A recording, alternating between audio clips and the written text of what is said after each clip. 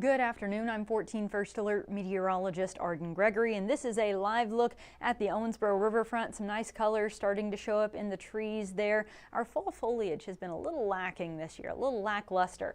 We do have clear blue skies overhead out there today, not a cloud in sight, and with all that sunshine today has been rather seasonable after a very chilly start. Now, we will continue to warm up as we go through the next couple of days, but there are changes on the way, including a chance of thunderstorms on Friday. So let's get into it. Right now we have those clear skies over the entire region, not a cloud in sight, so obviously no rain to worry about either. We started the day with temperatures in the low 30s, so we've come a long way, nearly 30 degrees since sunrise. We started at 33 this morning in Evansville. It's now 62 in Evansville, Henderson, and Owensboro. Mount Carmel and Madisonville sitting at 63. And this is pretty close to our high for the day. We could maybe climb one more degree, but generally this is about as warm as it's going to get, especially with the time change, with sun setting at about 4:45 now. 2:30 is about the warmest part of the day. Moving forward, our temperatures will start to gradually drop back out of the 60s. Then especially once the sun sets, we'll cool off very quickly, back through the 50s this evening, then through the 40s overnight. It's possible we will see a little patchy fog late tonight into early tomorrow morning, but it's not going to be a widespread issue. We'll also see some clouds late tonight into early tomorrow morning, but then those will clear as we get into the afternoon. So by Tuesday morning, it may be kind of partly cloudy, some patchy fog, but by Tuesday afternoon, it'll be mainly sunny and a little warmer with highs in the mid 60s. While today will be in the low 60s, that's right where we should be for early November. We do warm up over the next couple of days, mid 60s tomorrow, up around 70 on Wednesday. You'll notice we've got a little dip in our temperatures then on Thursday, followed by a big drop in our temperatures this weekend and into early next week. And in the middle of all that, we do have this chance of thunderstorms on Friday. So all of this is because we are actually tracking 3 cold fronts headed through the tri-state over the next few days. So we've got this cold front coming in from the northwest Wednesday. Tomorrow and Wednesday, warm air still flowing in from the south. Then that cold front comes in, and that's what brings us that little dip in our temperatures I showed you on Thursday. Now, I don't think we'll see any rain from that cold front. It's just going to bring us that slight cool down Thursday, and that's about it. By Friday, the next weather maker moves in. Our wind direction shifts again. So by Friday, warm air will once again be flowing in from the south. That's what's going to push our temperatures into the upper 60s, maybe even around 70. But as this cold front comes in and clashes with that warm air, it also triggers showers and a chance of thunderstorms, mainly Friday morning up through about the middle of the day. And then it looks like by Friday evening, that rain will probably be pushing out. So hopefully we'll dry things out in time for Friday night football. But keep in mind, we're still several days out. So a difference of just a few hours would be a very easy change to happen between now and then. So generally, it looks like this will be during the day Friday, though, moving out then by Friday night. As that system moves out, the next one then starts to move in, and that brings us another cold front overnight Saturday night into Sunday morning. That could maybe bring us a stray shower sometime Saturday night into the day on Sunday, but I think most of us will stay dry this weekend. What that will do, though, is bring another reinforcing shot of cold air. So each time one of these cold front moves through, we see a drop in our temperatures. So we warm up the next couple of days. First cold front moves through Wednesday, drops us just a few degrees on Thursday, right? Then we start to recover on Friday. Next cold front moves through. That's the one that brings us a chance of rain and thunderstorms. Not really expecting severe weather right now, but it's certainly something we'll keep an eye on. I do think we'll get at least a little thunder, though. As that cold front swings through, temperatures drop again, right? We go from upper 60s to near 70 down into the low 60s, which is right where we should be this time of year. Problem is there's yet another cold front still to come Saturday into Sunday. That next cold front moves through and our temperatures drop again. And look at this, by early next week, we could be looking at highs in the 40s and 50s and lows down around freezing. Very chilly temperatures as we get into early next week. Now, I don't think it'll stay that cold. The extended outlook from Tuesday, November 11th up through the 17th does show a trend back toward above average temperatures with near to maybe slightly above average precipitation. So while we will see this cold snap Sunday into Monday of next week, I think by Veterans Day on the 11th, we will gradually start to warm things back up again. But again, we're talking about something more than a week away. So no details on that just yet. Good afternoon, Suzanne, Carolyn, Ricky, Kathy. Thank you guys so much for tuning in and commenting. We always appreciate that.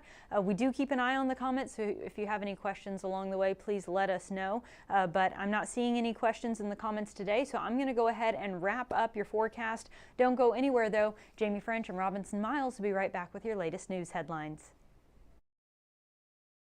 Stay informed on your local news and weather throughout the day by watching the 14 First Alert streaming shows. At 8:30 a.m., get your First Alert forecast to plan the day ahead and catch up on the news that happened overnight with the 14 News Sunrise team.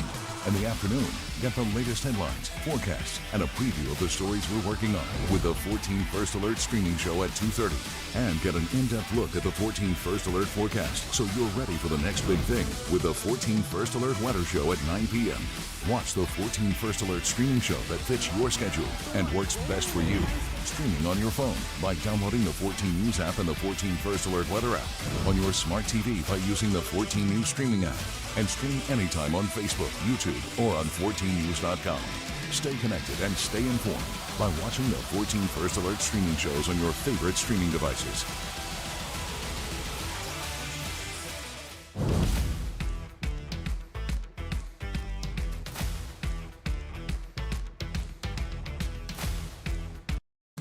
Live from 14 News, this is a 14 Digital News Desk update.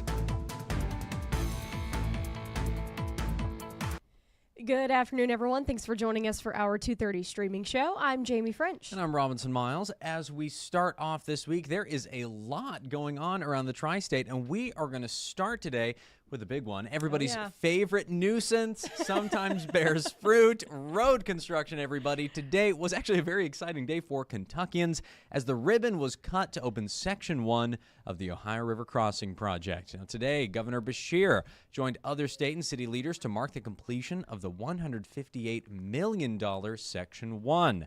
Now, highlights of the three-year project include 9 new bridges, a 6+ mile extension of I-69, and new interchanges for Highways 60 and 41. Yeah, now that is complete, crews are moving on. They're working on Section 2, building a 4-lane bridge across the Ohio River, and Section 3 over on the Indiana side, which includes approach roads and bridges to the new crossing. Now, Section 2 and Section 3 are not expected to be open until 2031, so we need to soak in this celebration because it's going to be a while before we have another one. All right, so happening now, the community is invited to celebrate this new roadway by walking it. So the first 1,000 people can come and they can walk the new roadway and take home a commemorative medallion. Gates opened at 2:30, and then guests are welcome to come and walk that area until 5 later this evening. Now, of course, we were there when they kicked off all of this, and this section of it, I remember them talking about they'll have it done by the end of this year, and the whole thing in 2031. And 2031 seemed insane, but now we've gotten to this part, and 31 still seems insane. But we get there. It's closer. Time passes. Yes. We know that now. All right. Well, looking elsewhere, happening tonight in Evansville, Mayor Stephanie Terry will be hosting a traveling city hall that's going to be focused on utilities. Hey, we're back and then we're gone again. Now, officials say several local organizations offering utility bill assistance, weatherization services, and energy efficiency programs are going to be there at the event. Yeah, Yeah, so this is happening from 5:30 to 6:30 tonight at Eastland Mall.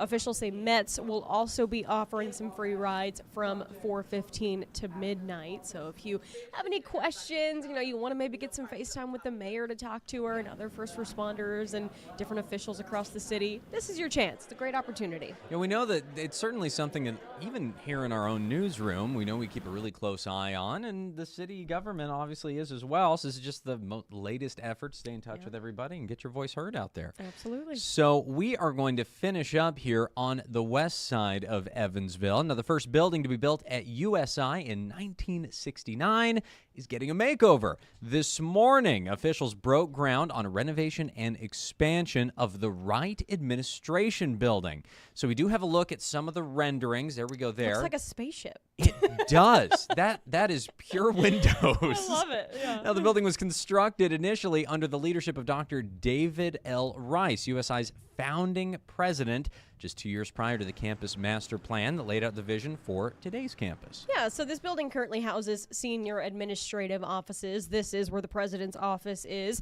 The new design will also feature more space for student lounges, lecture halls, and activity rooms. So sort of a one-stop shop. It's going to look really cool. You saw the renderings. They loved the, when I was reading the press release from USI, they wanted it to be like nothing but glass, to make it a very modern feel, and it certainly does. It looks like the space station. I remember when I was in college at Utah State, they were doing a lot of renovations and expansions on buildings. They really just called into question, what was window technology like when this was built? Yes. But it was essentially just it's the same thing. We're going to use the same brick, keep things the same, but just window the crap out of it. Just put a ton of windows. 100%. Yes, which is nice, because when you're sitting in there and you're studying, or you're in an activity and you can just look out over campus, it does help.